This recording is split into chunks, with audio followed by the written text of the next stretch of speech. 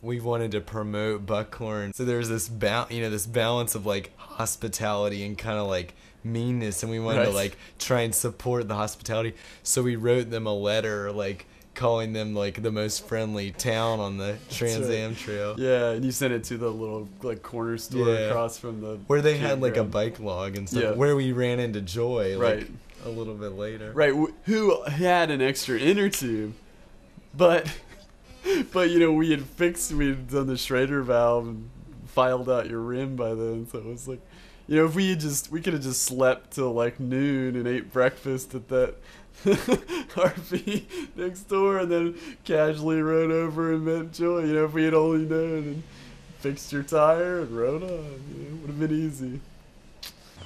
It's funny that we made it here before Joy did. Yeah.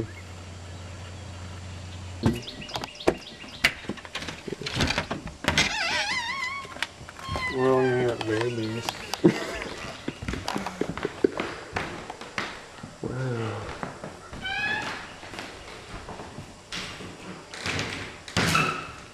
So we met up with Joy and we were looking at the cathedral and talking to the guys in the shop, and one of them said, "Oh, I've got a key to it. You know, I'll just give it to you guys, and you can go check it out." And we did. It was awesome. It was crazy place. Wow, look at the pipe organ. Man, Wow. man, oh man.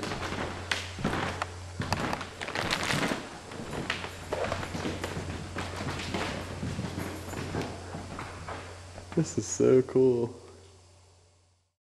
Yeah.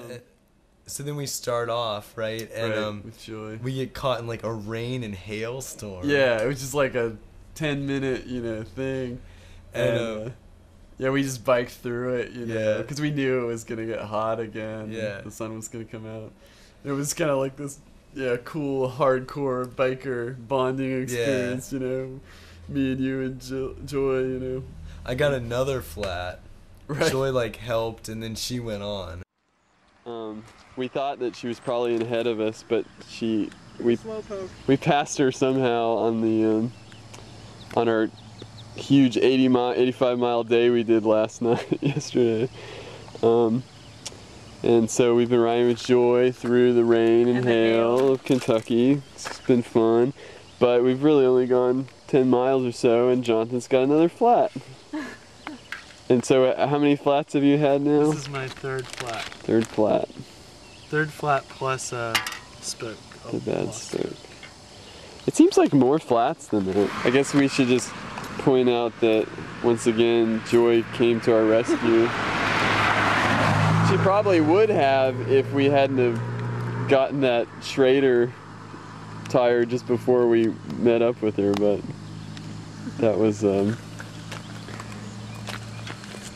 just how it worked out.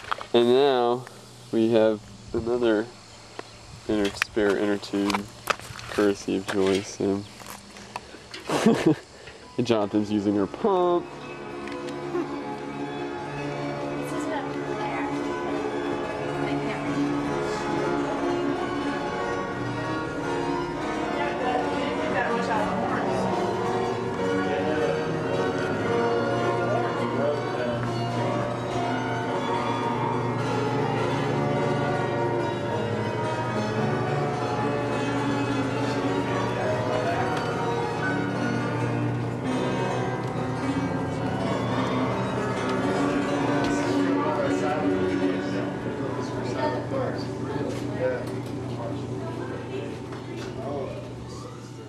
Where should we start? So we left Joy.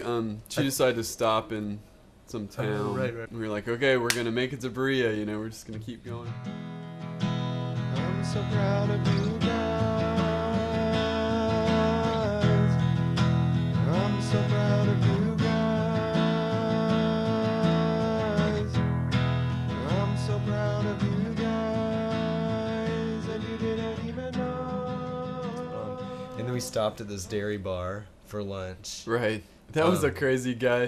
Do you remember the guy that worked there? He said there had been some other bikers there, Dutch. And they just slept there or something? Yeah, they just laid out, after they ate, they just laid out on the picnic tables and slept or something. They were the really old couple. Yeah. And he also talked about how, once the government started regulating strip mining, there wasn't really, you know, any work, and so people starting something like a dairy bar was kind of the only, you know, kind of like that. He also had this crazy, like, we told him where we were going, like maybe we showed him the map or something, and he had this crazy, like, alternate route that he swore was like a better way to go, and it seemed insane. Like, I don't remember what it was about, but like, it was so funny because he said something about, if you go the way you're going, you're gonna run into, there's a lot of heathens out there.